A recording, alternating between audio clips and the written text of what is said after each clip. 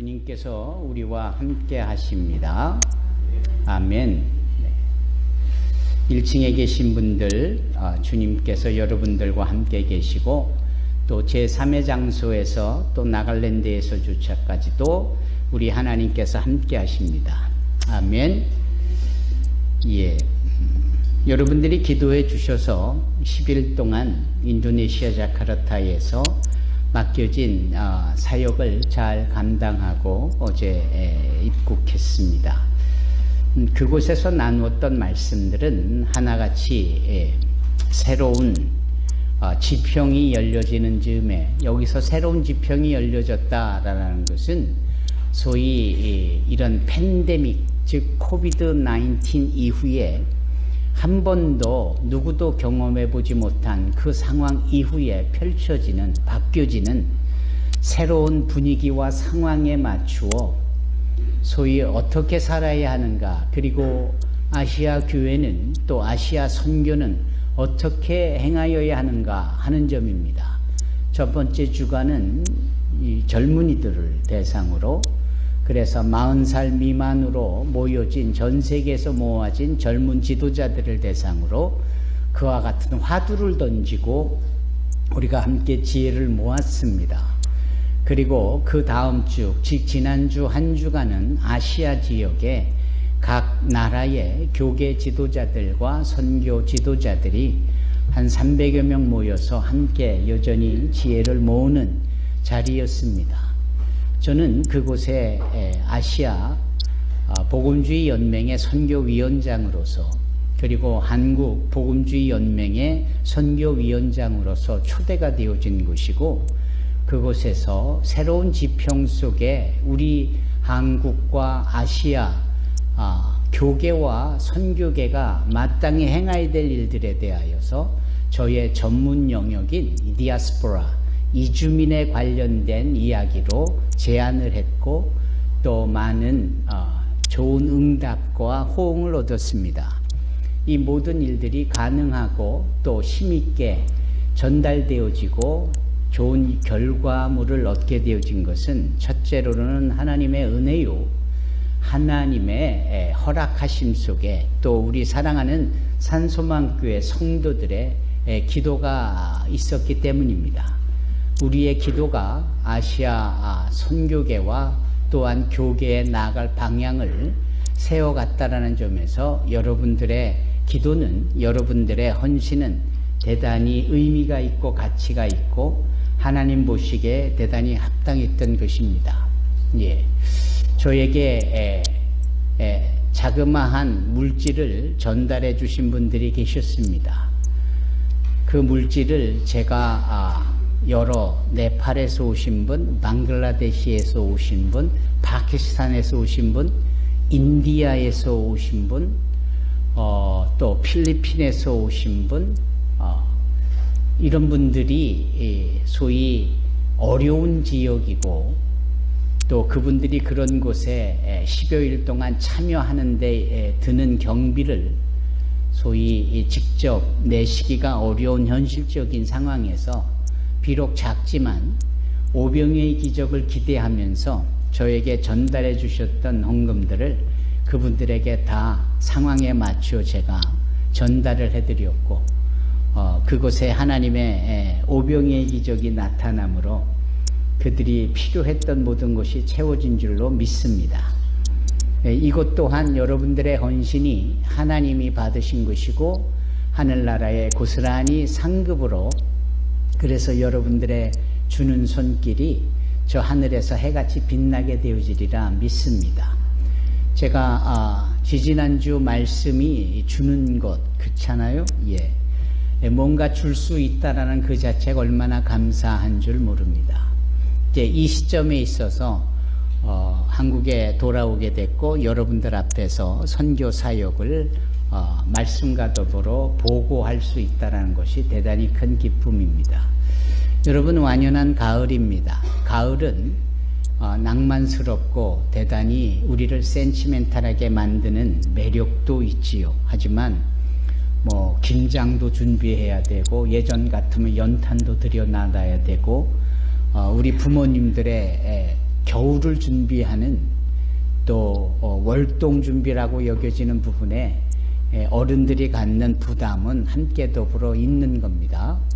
이런 점에 있어서 가을은 한편으로는 황혼기와 같은 또 우리 인생의 그 마지막을 앞두고 있는 그러한 계절적인 의미도 있어서 그 어느 때보다도 우리로 하여금 깊은 사고와 그리고 심사숙고의 길을 여는 듯 싶습니다. 왜 이런 말씀을 드리느냐면 벌써 단풍 이런 나뭇잎들이 노랗게 변하고 있지 않습니까? 예.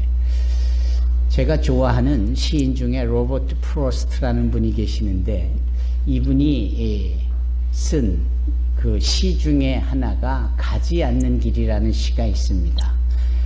여러분들도 아마 좋아하실 거라 믿고 또 영문학자요 시인이었던 피천득님이 예전에 멋지게 번역을 했고 그 번역되어진 가지 않는 길을 우리는 학창시절에서 여러 번 보고 또 외우기도 했고 그랬을 겁니다.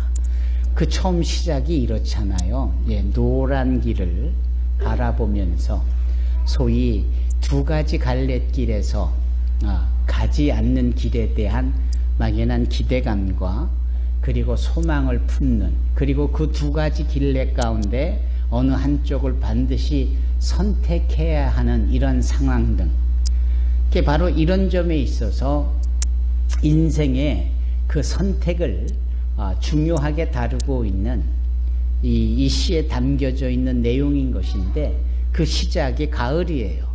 가을에 노랗게 물든 그것이 마치 황혼을 나타내는 그런 단풍에 물든 가을의 깊은 길 말입니다. 그러니까 우리의 인생의 황혼길일 때에 이때쯤이면 한번 되돌아보면서 우리의 인생을 열심히 살아왔는데 한 번쯤은 가지 않았던 그 길을 돌아보면서 내가 그때 그 길을 택했으면은 어떠했을까? 뭐 이런 겁니다. 대단히 낭만스럽죠. 네, 대단히 그 선택에 대한 중요성을 강조하는 시가 분명합니다. 이제 제가 이 말씀을 드리는 것은 가을이 주는 매력과 더불어서 또 이 시기가 주는 각자 개인이 좀 정리도 필요하고 관리도 필요하고 택한 길에 대한 마무리의 그 부담도 또 생각해 보는 이런 시간을 갖기를 원합니다. 여러분 우리가 다 호모 비아토르 아닙니까? 호모 비아토르라는 것은 길을 걷는 인생이라는 의미입니다. 길을 걷는 자들. 예. 어느 방송에는 그 시그널 멘트 제목이 길에게 길을 묻다. 대단히 멋지잖아요. 길에게 길을 묻다. 여러분들이 나아갈 길이 있을 것이고 우리가 그 길을 걷는 인생인데 여러분 우리는 우리에게 걸어야 될 택하여야 될 인생의 길을 누구에게 물어야 할까요? 우리가 걸어야 될 인생의 길을 어느 길을 택하여 나가야 할까요? 아마 이런 점에 있어서는 연세 드신 분들이나 나이 먹고 있는 장년들이나 그리고 이제 어떤 길을 택하여야 하는지에 대한 기로에 서 있는 젊은이들에게 동일하게 요구되고 있는 부분입니다. 이번 아시아 대회에서도 강조됐던 것이 바로 그 부분인 거예요. 누구도 한 번도 경험해보지 못했고 생각도 못했고 예상도 못했던 그렇지만 얼추 3년여 동안 전 세계 모든 사람들이 하나같이 그 코비드의 상황에 놓여져 있었고 그 코비드 때문에 지금까지 해왔던 방향과 또 걸어왔던 길들이 송두리째 바뀌게 되어지는 그리고 나서 코비드가 끝났고 나면 이제 원래대로 다 돌아가더냐? 그게 아니다라는 겁니다. 코비드가 끝나고 나니까 그 코비드 전에 달려왔던 길과 또 추구했던 방향하고는 영 다르게 상황이 전개되기 시작을 하는데 요 부분에 있어서 우리는 어떤 부분을 선택하고 그런 기로에서 어떤 것을 따라야 하느냐 하는 이런 중차대한 상황이 우리 앞에 놓여져 있다라는 것이죠. 예, 동일한 겁니다. 우리가 세상 속에 살다가 예수의 부름을 받고 누군가의 전도와 또 우리의 마음에 감동과 깨달음이 있어 주님을 믿고 예수께 나오게 되어졌다면 이제는 우리의 인생이 바뀔 수밖에 없는 것이고 바뀔 수밖에 없는 인생 가운데에 우리가 어떠한 방법을 어떠한 내용을 담아내는 어떠한 방향으로 가는지에 대한 것들을 우리가 결정해야 되고 그리고 선택해야 되고 그 길을 따라가야 한다라는 겁니다. 이제 이런 점에 있어서 오늘 본문은 우리에게 깊은 통찰과 해안을 주고 있습니다. 오늘 제가 드리고 싶은 말씀이 단어 하나하나가 우리 초등학생들이 또는 심지어 중학생들이 듣기에는 상당히 생소한 단어들이 많이 들릴 수 있지만 이렇게 어른들하고 대화를 하다 보면은 그러한 새로운 단어들을 배우게 되는 거예요. 학교에서 가르쳐 주지 않는 그러한 인생의 무게감이 담겨져 있는 단어들을 배우면서 소위 여러분들의 언어의 습관도 달라지고 그냥 막연히 어른스러운 것이 아니라 어른의 해안에 접근해 가면서 인생의 무게를 담아내기 시작하는 겁니다. 이제 그런 점에 있어서 창우도 정훈이도 서위도 저 밑에 1층에서 예배드리는 성진이도 다 복된 거예요. 여러분 언어의 표현은 단 몇 마디로 이루어지는 것 같아도 조금 더 세밀하고 섬세하게 이야기를 전하고 표현하면서 자기 실력이 성장을 하는 겁니다. 같은 말이라도 바른 또 경우에 합당한 그리고 또 더 의미 있는 내용이 담겨져 있는 표현을 할 때 그것이 아로새긴 은쟁반의 금사와 같이 보기에도 좋고 듣기에도 좋고 상황을 정리해 나가는 데도 좋고 여러분 이런 보캐블러리가 여러분 이러한 표현과 단어의 선택이 사랑하는 우리 믿음의 사람들에게 특히 우리 산소망교회 성도들에게 가득히 있기를 주님의 이름으로 축원합니다. 자, 오늘 본문의 말씀을 보십시다. 본문의 말씀은 어떤 일입니까? 위대한 지도자 모세 이후에 이스라엘 백성들을 소위 약속의 땅으로 이끌어 가야 되는 거룩한 사명이 주어진 자가 있잖아요. 그 사람이 바로 여호수아입니다. 그런데 여호수아는 그러한 상황이 주어졌을 때 대단히 두려움이 있었고 염려가 있었고 근심이 있고 걱정이 있는 겁니다. 당연하지요. 내가 나의 스승 모세처럼 그 일을 감당할 수 있을까? 어찌 이런 거룩한 부담 없이 맡겨진 일을 감당하겠느냐고요. 할 수도 없으면서 무조건 하겠다라고 하는 것은 얼마나 경홀한 일일까요? 여러분 이주민 선교를 하는 우리 입장에서 이주민들의 한 실례로 통해서 얘기를 해보십시다. 여러분 캄보디아 분들, 제가 캄보디아 분들을 비하하는 게 아니고요. 그분들의 문화적 정서적 특징을 말하고자 하는 건데요. 캄보디아 분들에게는 항상 이런 식의 표현이 있습니다. 그분들에게 이거 하실 수 있어요? 라고 물으면 예, 할 수 있습니다. 예. 이것도 할 수 있나요? 당연히 할 수 있고 말고요. 대단하시네요. 그럼 저것은 어떨까요? 더 어려운데요. 문제 없습니다. 우리는 할 수 있습니다. 이게 캄보디아 분들의 대화법이에요. 그러면 정말 하실 수 있다니까 일을 맡기잖아요. 그러면 잘 할 수 있을까요? 못해요. 아니 하실 수 있다라고 했잖아요. 근데 못해요. 결과는 하나도 드러나는 게 없는 거예요. 그래서 캄보디아에 가셔서 의료 선교를 하시는 의사 출신의 선교사님들이 이 부분에 대해서 대단히 당혹스러워한다라는 겁니다. 왜? 현지 사람들을 교육하고 훈련을 시키고 사람의 병을 고치고 수술도 하고 사람을 낫게 하여야 되는 이런 부분에 있어서 가르치고 묻고 할 수 있다라고 하면 같이 해야 되는데 입으로는 할 수 있다라고 했는데 막상 일을 같이 시켜보고 일을 하면은 하나도 결과물이 나오는 게 없으니까. 이제 이런 것을 보면 그분들은 왜 그럴까라고 했을 때, 여러분 폴포트라는 사람을 아십니까? 그 사람이 소위 이 캄보디아 지역에서 대학살을 자행한 사람입니다. 그 폴포트가 이끄는 군부가 그 캄보디아 사람을 숙청하고 죽여가면서 그 죽이기 전에 했던 말이 그것이에요. 이거 할 수 있느냐? 그럼 못합니다. 그럼 바로 그 자리에서 즉시 척결을 하고 처형을 했다라는 거예요. 우리 정부를 따를 수 있느냐? 못 따르겠다. 땅! 하고 쏴 죽이고. 이거 할 수 있어? 우리 말 따를 수 있어? 못 따르겠다. 죽이고. 그러니까 그 모습을 본 공포에 질린 대다수의 사람들은 할 수 있어? 그러면 할 수 있다라고 대답을 하기 시작을 하는 거예요. 그리고 그런 문화가 정서가 아예 고착이 된 겁니다. 그래서 뭐든지 외부로부터 할 수 있냐고 물으면 대답부터 그렇게 합니다. 할 수 있다고. 설령 결과물은 못하고 결과물은 원래대로의 의지대로 나오지 않아도 말입니다. 예.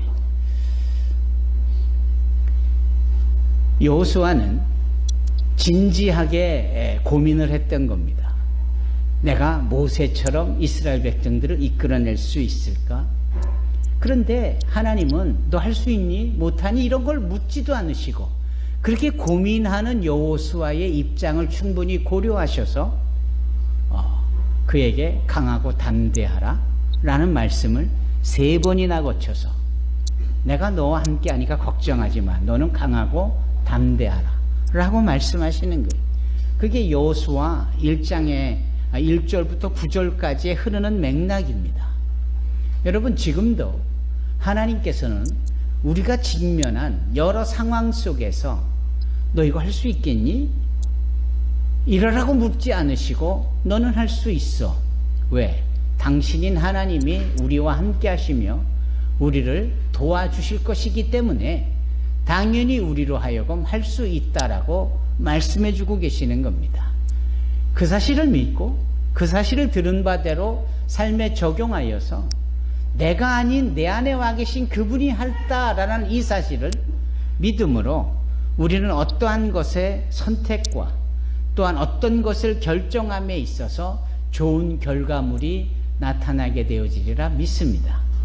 여호수아는 그렇게 하나님의 약속의 말씀을 받고 그 말씀이 자신을 최고의 지도자와 리더십으로 사용하셔서 자신의 스승인 모세, 그와 준하는 역사와 능력으로 이스라엘 백성들을 마침내 저 요단강을 건너 약속의 땅 가나안으로 이끌어가기까지 이제 막 40년이라는 큰 고생의 유리의 길을 걷고 난 직후에 그와 같은 마음을 갖게 되고 그와 같은 하나님을 의지하는 믿음과 신앙을 얻게 되어진 것입니다. 그러면서 오늘 본문의 말씀 여호수아 3장 1절로 4절의 말씀 속에서 여호수아의 믿음의 정도를 우리가 보게 되는 겁니다. 여기 여호수아가 행한 바가 무엇입니까? 이스라엘 백성들로 하여금 진에 머물다가 즉 캠프에 머물다가 소위 제사장들이 어깨에 둘러매고 앞장서는 하나님의 언약궤, 하나님의 말씀이 담겨져 있는 그 언약궤를 보는 것이에요. 그것을 보고 움직여야 될 타이밍과 더불어 그것을 보고 어느 길로 가야 될지를 결정하게 되어지는 것입니다. 여기 프로스트의 낭만적인 가지 않는 길 정도의 이 길로 갈까 저 길로 갈까 어느 유행가 가사처럼 이 길로 갈까요 저 길로 갈까요 차라리 돌아서 갈까요? 아니에요. 그런 식의 고민 속에서 어느 걸 택할 수밖에 없는 상황으로 밀려서 무조건 가긴 가겠다라고 하면서 이 길로 갈까 저 길로 갈까 차라리 돌아서 갈까 이런 차원이 아니라는 거예요. 아주 분명하게 타이밍과 더불어 나갈 방향이 결정되어지는데 그게 바로 무엇이냐? 하나님의 말씀이다라는 겁니다. 아멘? 하나님의 말씀. 가라 하면 가고 서라 하면 서고. 어디서 많이 들어본 대목이죠? 마태복음 8장에 그 백부장의 고백이 그거잖아요. 아, 주님, 그냥 말씀만 하십시오. 명령만 하십시오. 그럼 모든 것들이 당신의 말씀 앞에 순종하고 당신의 말씀대로 되어질 것입니다. 심지어 내 부하가 걸려있는 저 중풍병, 몸이 안 쓰여지고 못 쓰여지고 굳어있고 마비가 되어 있는 그 중풍병 그 자체도 주여 말씀만 하셔서 고쳐져라 하면 그 중풍병이 사라지고 내 부하가 고쳐질 것을 저는 믿습니다 라는 고백을 마태복음 8장에서 하잖아요. 제가 그걸 어떻게 아느냐고요? 저도 나름대로 제 밑에 군사가 100명이나 있는, 오늘날로 치면 대위 정도의 중대장인데요. 저도 저보다 위에 있는 소령이나 중령이나 대령이나 장군이 명령하면 그 명령대로 당연히 순종해야 되는 것을 알고 있고요. 제가 제 밑에 부하들에게 너희들은 저리 가라 그러면 저들이 내 말을 듣고 저리 갈 것이고, 지금 이 시간엔 움직이지 말고 기다려라 그러면 이 100명의 수하에 있는 부하들이 다 이 타이밍에 맞춰서 내 명령대로 아무것도 꼼짝하지 않고 머무를 것이고, 이런 것을 늘 삶 속에서 지켜보고 경험하고 진행해 왔던 사람으로서 그 말씀과 명령 앞에 순종과 행함이 뒤따르는 이 부분의 원리를 저는 알고 있습니다. 그리고 이 세상 모든 것들은 왕이신 당신의 말씀 앞에 순종하고 따를 수 있을 수밖에 없다는 것을 저는 알기 때문에 그곳 제 부하가 있는 중풍병에 걸린 그 환자의 집에 가시지 마시고 그냥 지금 이곳에서 말씀만 하시면 시공을 초월한 당신의 말씀의 능력 앞에 모든 것들이, 심지어 중풍병 그 자체조차도 순종할 것이다. 위대한 고백을 합니다. 그럴 때 주님께서 와, 내가 이스라엘을 다니면서 이런 믿음을 전에 본 적이 없다. 그 믿음을 나타낸 이 백부장의 그 믿음에 대하여서 주님이 엄청나게 놀라워하시며 칭찬을 하시는 거죠. 여기 여호수아가 바로 그러한 차원의 믿음을 백성들에게 요구하고 있고 백성들에게 나타내고 있는 겁니다. 너희들은 진에 있다가 하루, 이틀, 사흘 하나님의 언약궤가 움직이거든, 하나님의 말씀이 움직이거든, 그 말씀의 움직임을 타이밍으로 보고 때로 보고 그때에 모든 진을 철수하고 바로 그 말씀을 따르라. 그리고 말씀이 어디로 가든지 그 말씀이 나아가는 길로 선택하여 따라가라, 이렇게 말씀하는 겁니다. 여러분, 이 말씀은 오늘날 우리에게 어디로 가야 될지, 언제 가야 될지, 기로에서 선택의 고민 가운데 빠져있는 우리에게 정답을 주고 있습니다. 그 정답은 바로 하나님의 말씀, 그 말씀을 따라 움직여야 한다라는 겁니다. 그 하나님의 말씀에 따라 우리가 따라가야 된다라는 것을 여기 말씀합니다. 그러려면 오늘 찬양 인도자이신 정석현 안수집사께서 이 말씀에 대한 중요성을 찬양 속에 강조를 하고 성경의 말씀을 자주 보고 많이 보고 그래야 된다라는 언급을 했습니다. 예. 여러분, 우리의 예배는 찬양 10시 반부터 드리는 찬양부터 예배예요. 여러분들은 항상 익숙해져서 11시에 도착을 하는데 그것은 예배의 중간에 오시게 되는 거예요. 왜 그럴까? 두 가지 이유가 있겠죠. 하나는 첫째, 예배는 11시고 그 예배를 준비하는 앞 시간 30분은 찬양의 시간이다 라고 고착되어진 여러분들의 예배관이 그렇게 여러분들을 만드는 겁니다. 여러분 10시 반에 오셔야 제대로 된 예배에 참여가 되는 겁니다.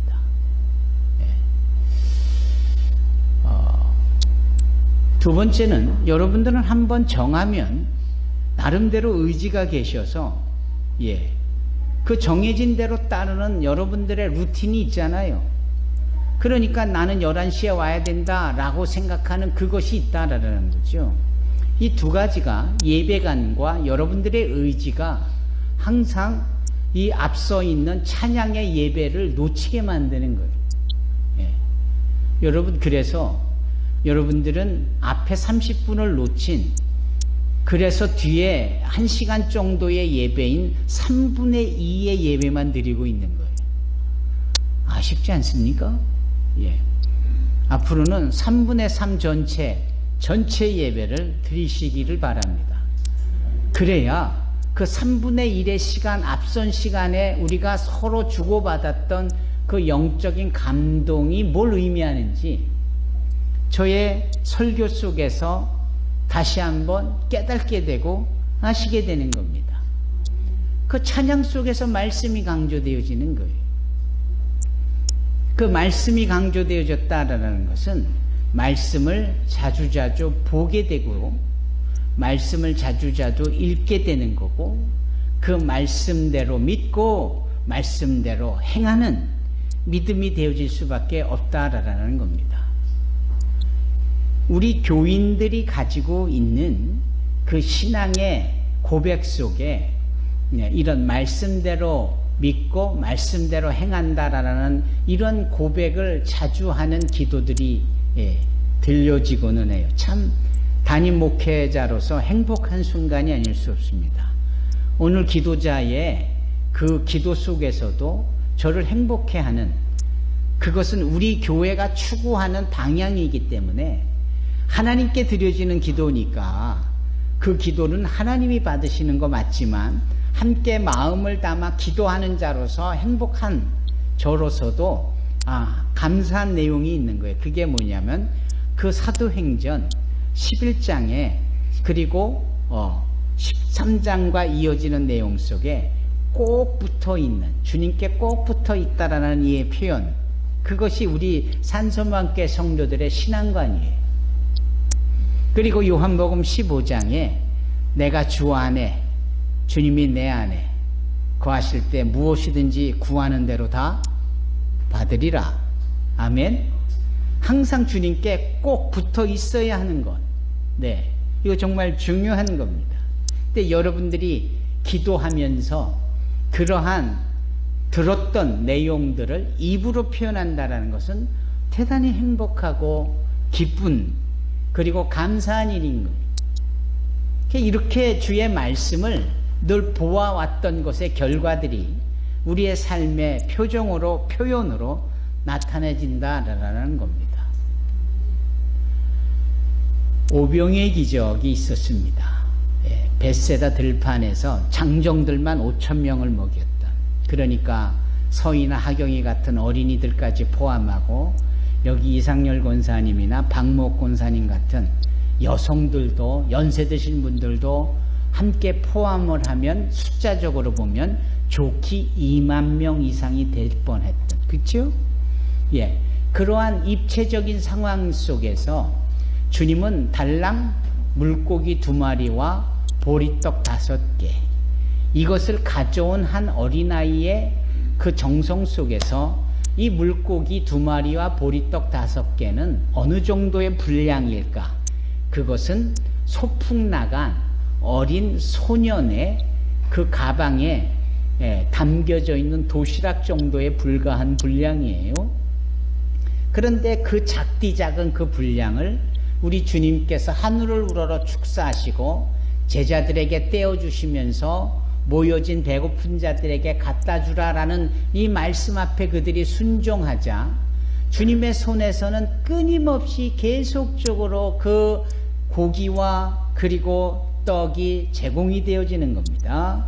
예, 제공이 되어지는데 5,000명의 장정과 또 다른 5,000명의 어린이들과 또 다른 5,000명의 여인들과 또 다른 5,000명의 연세 드신 분들, 그래서 도합 2만 명 정도의 사람들이 먹되 에이 입맛만 버렸네, 뭐 입맛만 다셨네, 좀 더 먹고 싶었는데 너무 부족했어가 아니라 모두가 다 어떻게 먹었다고요? 배불리 먹고, 예? 배불리 먹고, 그리고 12광줄이나 되는 코피노스라는 그 여행객들이 쓰는 큰 배낭, 이 가방을 코피노스라고 하는데, 그 가방에 12개의 숫자에 맞춰서 그렇게 채워져 남겨질 만큼 그 주님께서 그와 같은 기적을 베풀어 주신 겁니다.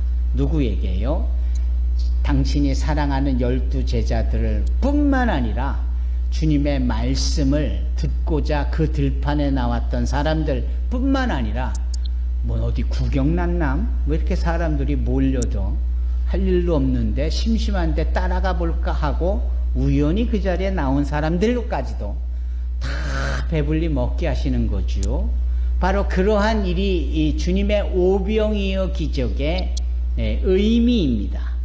즉 주님은 우리의 삶의 모든 필요와 주님은 우리에게 영적으로나 육적으로나 만족함을 주시는 분이다라는 사실을 모든 사람들에게 나타내신다라는 그 의미의 기적의 사건이 오병이어입니다. 그러면 한 사람 한 사람하고의 그 살가운 독대, 한 사람 한 사람 가운데 이렇게 만남이 있는 이런 부분들은 상대적으로 덜 하실까? 그렇지 않아요. 마태복음 14장을 보면 이 오병이의 기적의 전체 수많은 2만여 명의 사람들을 통째로 배불리 먹이시고 앞으로도 그걸 기억하도록 12광주리에까지 남겨두시는 모든 사람들을 감동과 기쁨과 만족과 감사를 허락하신 그 주님께서 딸랑 한 사람의 어려운 상황을 또 독대하고 직면하게 되어지는데 그 사건이 무엇이냐면 바로 주님이 물 위를 걸으시는 사건입니다. 오병이의 기적 사건 직후에 바로 연결되어지는 사건이 주님이 물 위를 걸으세요.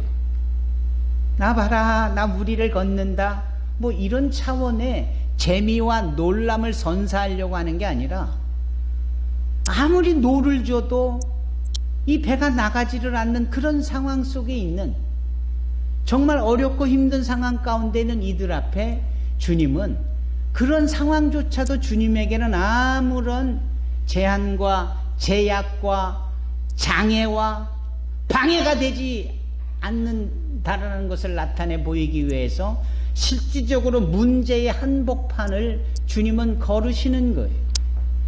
우리는 어떻게 하면 좋지? 라는 이 엄청난 삶의 무게와 삶에서 직면한 여러 가지 사건과 사고와 상황들 앞에 두 손 두 발을 들고 어떻게 하면 좋지 하는 이 상황에 주님은 그 문제를 당신의 발 밑에 두시며 우리에게 다가오시는 이런 사건입니다.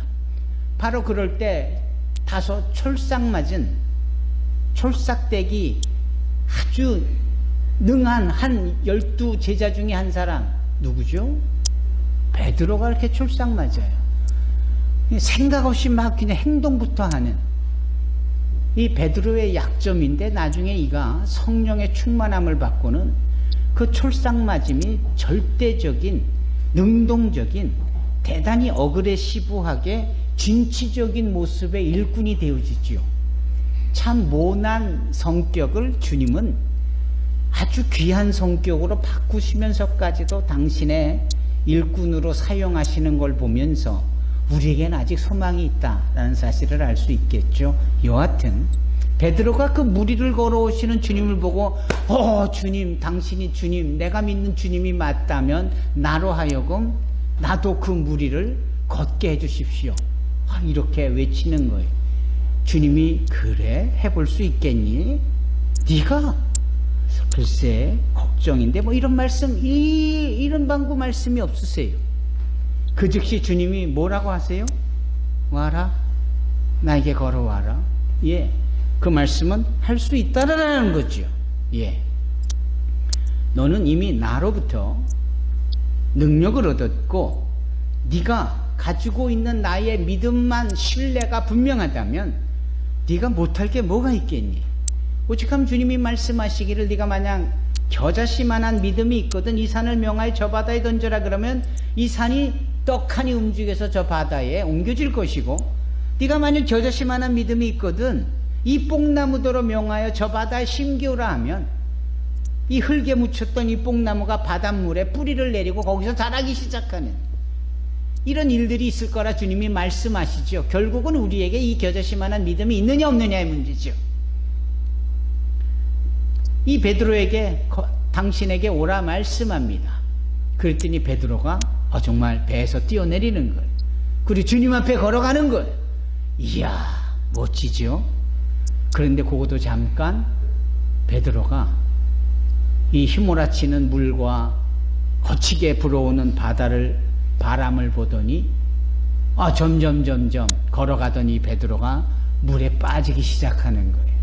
그냥 물에 빠지는 정도가 아니라 꼴가닥 잠기게 되어지고 죽게 생긴 거죠. 주님을 바라보고 나갈 때는 무리를 걸었는데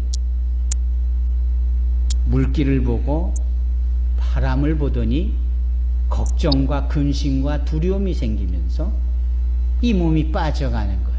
그냥 주님만 바라보면 나갔으면 될걸 왜 주변 환경과 문제들을 보고 스스로 믿음을 저버린 채 그 문제가 제공하는 위험과 어려움 속으로 빠져가는지 말입니다. 그래서 그가 빠져가면서 주님 살려달라고 외칠 때 주님께서 다가가 손 내밀어 그 베드로를 이렇게 세우시면서 뭐라고 하세요? 믿음이 적은 자요 왜 의심하느냐. 여러분 예수님을 바라보는 것이 믿음입니다. 그러나 예수님을 바라보던 그 눈을 문제를 보고 염려를 보고 걱정을 보고 근심을 보고 스스로 마음의 평안을 놓치는 것은 믿음이 적어지는 행위고 믿음을 저버리는 행위고 그것에 대한 결과는 그 문제에 우리가 속절없이 빠지게 되어진다라는 것을 의미합니다. 여러분 믿음의 주에 온전케 하시는 예수를 바라보시기를 바랍니다. 예수님은 이 땅에 말씀이 육신이 되어 오신 분이세요. 따라서 우리가 괴로울 때 주님을 바라보는 것 이것이 우리의 믿음이고 이것이 우리의 삶을 극복하고 돌파하고 이겨나고 승리하는 비결인 줄로 믿습니다. 오늘 본문의 여호수아가 그 이야기를 하잖아요. 어느 길로 가야 될까 언제 가야 될까? 정답은 단 하나 하나님의 말씀을 볼 때 그 하나님의 언약궤를 볼 때 그 하나님의 말씀이 움직이는 그것을 보면 바로 그때가 우리도 따라야 될 타이밍이요. 그 말씀이 나아가는 방향이 우리의 나아가는 방향을 의미한다라는 겁니다. 부디 저와 여러분들이 세상을 살아가면서 하나님의 말씀을 보고 그 말씀이 육신에 대해 우리 가운데 거하시는 예수를 보고 움직일 때 움직이고 따라갈 때 따라가는 방향을 따라갈 수 있기를 주님의 이름으로 축원합니다. 아멘. 눈 덮인 들판을 걸을 때 똑바로 걸어야 함은 뒷사람으로 하여금 길을 잃지 않게 하기 위함이다 라는 말이 있습니다. 이것은 백범 김구 선생님이 즐겨 사용하던 자신의 모토이기도 했습니다. 똑바로 걸어야 하는 자신의 그 숙명과 사명, 그 나의 똑바로 걷는 발자국이 뒷사람들에게는 길라잡이요 방향타가 되는 겁니다. 여러분 이 자리에 계시는 우리 산소망교회 성도들, 특히 어른들, 부모들이 바른 신앙의 길을 걸어야 합니다. 말씀을 보고 따르는 길을 걸을 때 그 길을 따라서 우리 자녀들도 같이 걷는 겁니다. 그게 바로 신앙의 명가에 믿음의 가문의 삶을 사는 겁니다. 부모가, 어른이 하나님의 말씀을 온전히 보고 제대로 순종하며 따를 때 우리 다음 세대들, 그 다음 세대들, 우리 자녀들이 주님의 말씀을 따라 움직이게 되고 주님의 말씀이 이끄는 대로 순종하며 나아가게 되어지리라 믿습니다. 그것이 하나님이 허락하신 보배로운 산 길이며 그것이 우리의 생명의 길인 줄로 믿습니다. 기도하겠습니다.